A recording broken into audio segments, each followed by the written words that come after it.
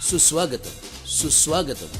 श्री गणेश दर्शनासाठी आलेल्या सर्व भाविकांचे नाना भोईर परिवारातर्फे हार्दिक स्वागत. एखाद्या चुकीच्या प्रथेविरुद्ध गणेश सजावटीद्वारे सडेतोड उत्तर देऊन जनजागृती करणे हेच आमचे ध्येय. म्हणूनच तर संपूर्ण मुंबई उपनगरात गणेश सजावटीमध्ये भोईरांच्या गणपतीचे नाव मानाने घेतले जाते.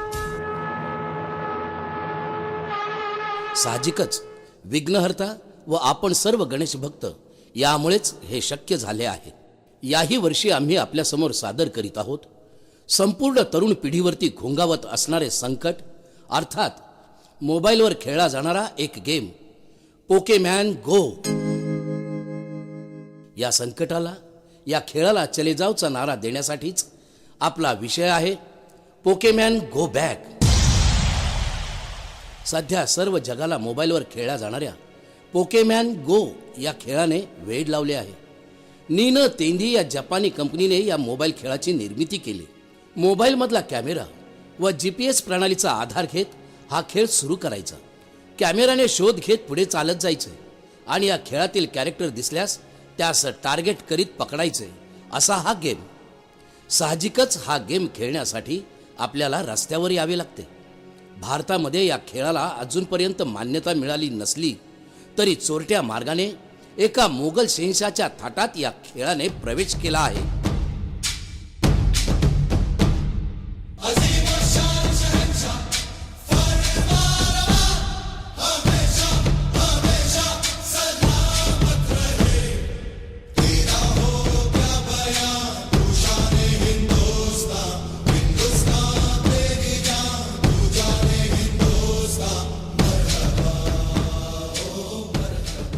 आपल्या येथे सुद्धा मोबाईलवर खेळला जाणाऱ्या गेमला लहानांपासून मोठ्यापर्यंत सर्वांना वेड लावले आहे.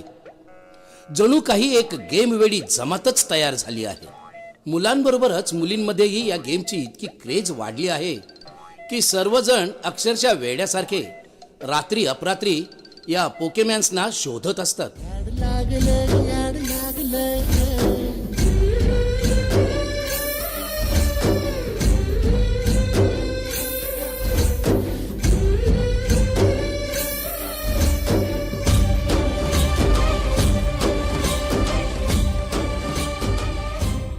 पोकेमॅनला शोधण्यासाठी कुणी गाडीवर, कुणी बाईकवर, कुणी झाडावर, लाईटच्या खांबावर चढून तर कुणी चक्क स्मशानभूमीमध्ये शोधू लागतात.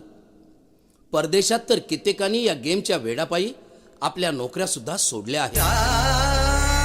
परंतु सर्व जगात फेमस झालेल्या खेळाच्या दुसऱ्या बाजूचा सुद्धा विचार व्हायला हवा. जीवाची पर्वा न करता एखादा गेम खेळला तर त्याचे दुष्परिणाम हे होणारच. या काल्पनिक पोकेमॅनला शोधण्याच्या नादात युवा पिढी आपला स्वतःचा गेम करून घेत आहे. तर पाहूया पोकेमॅन गो या खेळाचे दुष्परिणाम. पोकेमॅन गो हा खेळ रस्त्यावर खेळत असताना आपण मागे पुढे न पाहता मोबाईलवर लक्ष ठेवून या खेळातील काल्पनिक कॅरेक्टरना पकडत असतो. मोबाईलवर एकटक लक्ष ठेवल्याने व्हायचे तेच होते. समोरील व्यक्तीबरोबर आपली धडक होऊन चेहऱ्यास गंभीर दुखापत होऊ शकते. ये भाई जरा देख के चलो, आगे ही नहीं पीछे भी, दाएं ही नहीं बाएं भी, ऊपर ही नहीं नीचे भी. या खेळातील पोकेमॅन पकडण्यासाठी गाड्यांचा सुद्धा सर्रास वापर केला जातो. वाहन चालवण्याचे कुठलेच नियम न पाळल्याने रस्त्यावर मोठे अपघात होऊन आपला जीव सुद्धा जाऊ शकतो. लक्षात ठेवा, आपल्या जीवापेक्षा कुठलाही खेळ मोठा नसतो. पोकेमॅन गो या गेमच्या जाळ्यात अडकल्यामुळे आपल्या शरीरावर सुद्धा वाईट परिणाम होतात. सतत मोबाईलवर हा गेम खेळत राहिल्याने हाताची बोटे, कोपरांचे आजार, पाठदुखी तसेच मानेला त्रासदायक वेदना होतात. बराच वेळ पोकेमॅनचे सिग्नल मोबाईलवर पाहत राहिल्याने दृष्टी अंधुक होऊन अंधत्व येण्याची सुद्धा भीती असते. तसेच व्हायब्रेशन सिंड्रोम म्हणजेच आपलं संपूर्ण शरीर थरथरण्याचा आजार आपल्याला जडतो. रात्री अपरात्री पोकेमॅन पकडण्यासाठी भटकत राहिल्यामुळे आपल्याला व्यवस्थित झोपही मिळत नाही. त्यामुळे आपल्याला जीव घेणे गंभीर आजार सुद्धा होऊ शकतात. पोकेमॅन गो गेम म्हणजे पोलिसांपुढे सुरक्षिततेचा मोठा प्रश्न. याआधी सेल्फी, व्हॉट्सअपमुळे सुरक्षिततेची वाट लागली असताना या नवीन गेममुळे पोलिसांना नाहक डोकेदुखी झालेली आहे. भर रस्त्यात रात्री अपरात्री पोकेमॅन शोधण्याच्या नादात अनेक अपघात होतात. तसेच रात्री पोकेमॅन पकडण्याच्या नावाखाली चोऱ्या सुद्धा होऊ शकतात.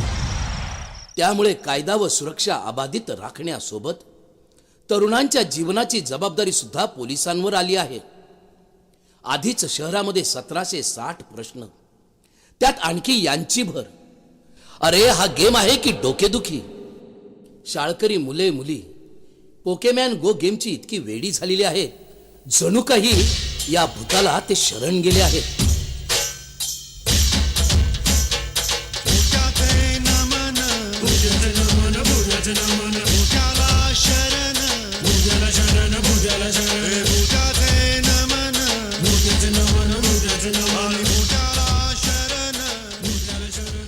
मानसोपचार तज्ज्ञांच्या मते पोकेमॅन गो हा खेळ शाळकरी मुलांसाठी अत्यंत घातक ठरू शकतो. या गेमच्या चक्रव्यूहात अडकल्यामुळे या मुलांना खऱ्या खोटातला फरक लक्षात येणे कठीण होऊन बसते. सतत हा खेळ खेळल्याने खेळामधील पात्र खऱ्या आयुष्यात दिसणे, त्यांचा भास होणे अशी लक्षणे दिसू लागतात. मुलांना गेम खेळू न दिल्यास चिडचिड होणे, रागाराग करणे, मोबाईल काढून घेतल्यानंतरही त्याच जगात वावरणे यासारखी लक्षणे दिसून येतात. आणि सर्वात महत्वाचे म्हणजे अभ्यासात लक्ष न लागल्याने पुढील सर्व आयुष्य अंधकारमय होऊन जाते. लक्षात ठेवा, आपल्या पवित्र ग्रंथात लिहिले आहे, जर एक पिढी वाया गेली तर पुढच्या 5 पिढ्या वाया जातात. आजची तरुण पिढी पोकेमॅन गोच्या काल्पनिक जगात रममाण झाली आहे. वेळेचे त्यांना भानच नाही. बिनडोकपणाच्या सीमा रेषेवर रेंगाळणाऱ्या या तरुणांना कोण सांगेल? या गेमच्या वेड्यापायी तुमचा मौल्यवान वेळ वाया जात आहे. लक्षात ठेवा, यशस्वी माणसे वेगळे काही करीत नाहीत, तर ते नेहमीच्या गोष्टी योग्य वेळात करत असतात. टाइमपास साठी खेळ खेळून वेळ वाया घालवणारी मंडळी तोच वेळ आपल्या स्वतःच्या कुटुंबियाच्या, समाजाच्या व देशाच्या प्रगतीसाठी सत्कर्मी लावतील तर हा देश उद्या महासत्ता होण्याऐवजी आजच का नाही होणार?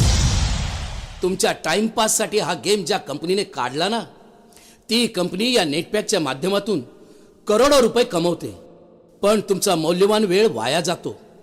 आणि तुम्हाला मिळतो तो फक्त. या युवा पिढीच्या डोक्यात ठिकाणावर आहे का? संपूर्ण काश्मीरमध्ये आज दहशतवाद्यांनी नंगा नाच सुरू केला. आपले जवान सुद्धा जीवाची पर्वा न करता दहशतवाद्यांना शोधून शोधून यमसदनी पाठवत आहेत. यामध्ये आपले जवान सुद्धा देशासाठी शहीद होत आहेत.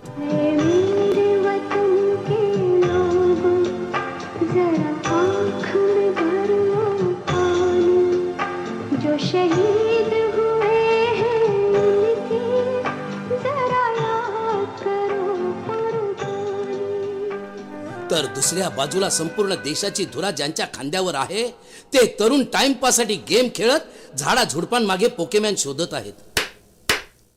वा रे वा, या देशाचे भविष्य. पोकेमॅन सारख्या अनेक फालतू गेम्सच्या मागे लागून आपण आपले मैदानी खेळ विसरत चाललो आहोत.